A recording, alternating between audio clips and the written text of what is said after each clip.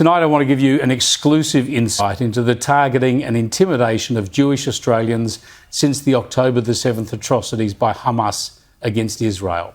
This appears to be an organised and vicious targeting of professional Jewish Australians, and it relates to the doxing issue we discussed yesterday. First, let's recap that, where lists of Jewish Australians, particularly those working in creative industries, have been circulated among pro-Palestinian people and groups.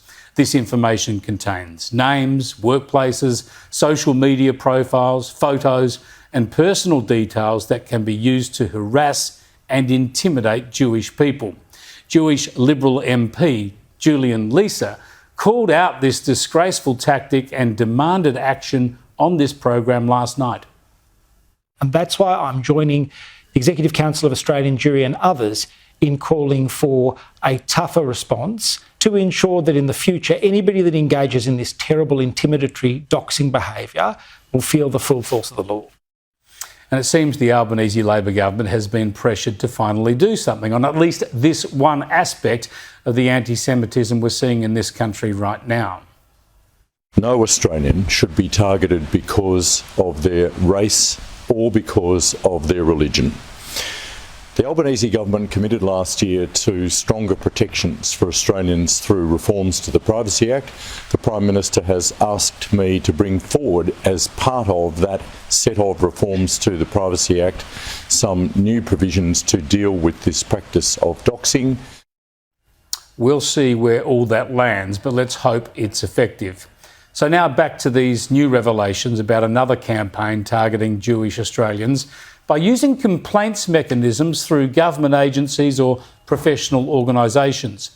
David Adler is the president of the Australian Jewish Association, and he's a registered medical doctor and former deputy secretary of the Australian Medical Association. You will have seen him on Sky News here and elsewhere over the years.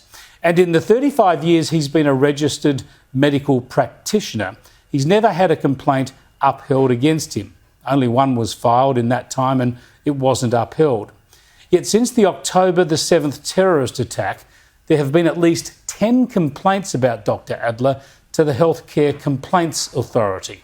In fact, those 10 complaints came in December alone, and they relate specifically to his role in the Jewish community.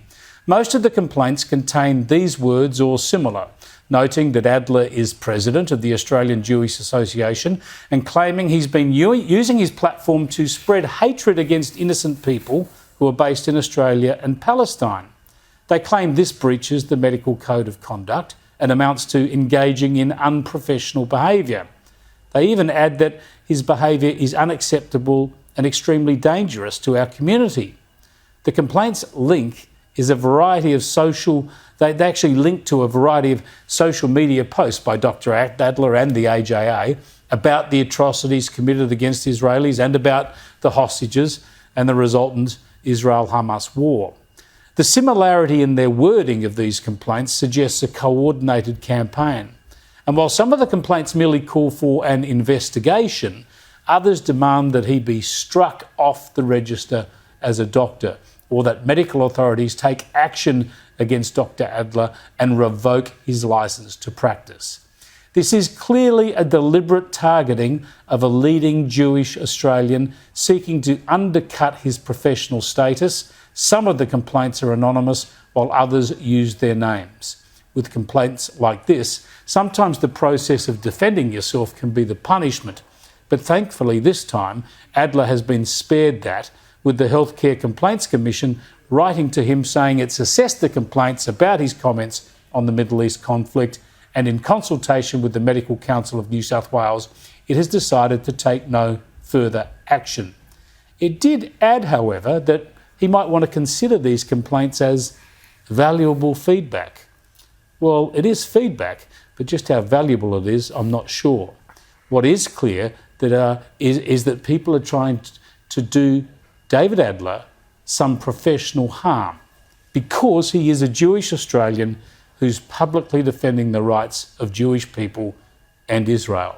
Dr. David Adler joins me at the desk right now. Thanks for joining us, David. Thank you, Chris, and thank you for that summary. How disturbing is it to have this attack on your professional credentials? Well, For me personally, I'm reasonably bulletproof to these sort of attacks.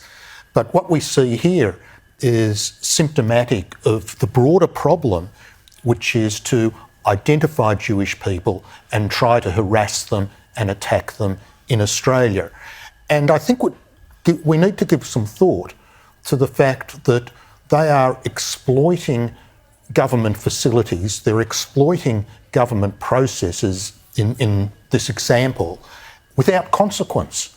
And maybe there needs to be thought given to some consequences. Maybe there needs to be a fee in order to lodge such a campaign, or if you do it without merit and it's frivolous, just like other legal process, you should be responsible for the costs incurred. Yeah, good point, because it's a free hit here at the moment. You jump online, send in a complaint, and that automatically triggers a process, which in this case you've been spared. But in other cases, people have to engage lawyers and get into a detailed response, lest they do lose their status. Well, there's a term for it. It's called lawfare. Yeah. And it is being used by the haters. And I suspect that the allegations that came against me are from people who may be supporters of Hamas, and they simply disliked or disagreed with the comments that I was making in support of the Jewish community in Israel. And let me make it quite clear, I propose to continue making those comments. I propose to continue doing my best to defend the Jewish community and Israel. And I have written to the Healthcare Complaints Commission, firstly commending them on dismissing the batch of 10 complaints, but secondly, to put them on notice there will likely be more. Indeed. Now, it's not going to silence you, this lawfare, but are you aware of other Jewish Australians in professional organisations who are getting this sort of targeting? Well, we know that recently there was a group of roughly 600 Jewish people involved in the entertainment industry, in journalism, in the arts, otherwise known as creative. Yep. And some of them have unfortunately suffered significant damage to their businesses, to their professional interests, etc. This is outrageous. This is un-Australian. The Jewish community, as many people would be aware, has made an extraordinary contribution to Australian life, began with the First Fleet, and be it business, the professions, arts, philanthropy, have been big contributors, lower than average dependency on welfare, and across the world indeed, Jewish communities have tended to add value to society rather than to the detractors. Yeah, and this is another aspect of the rising tide of anti-Semitism we're seeing. Thanks so much for going public, David, and sharing your experience with us. Thank you for the opportunity to do so.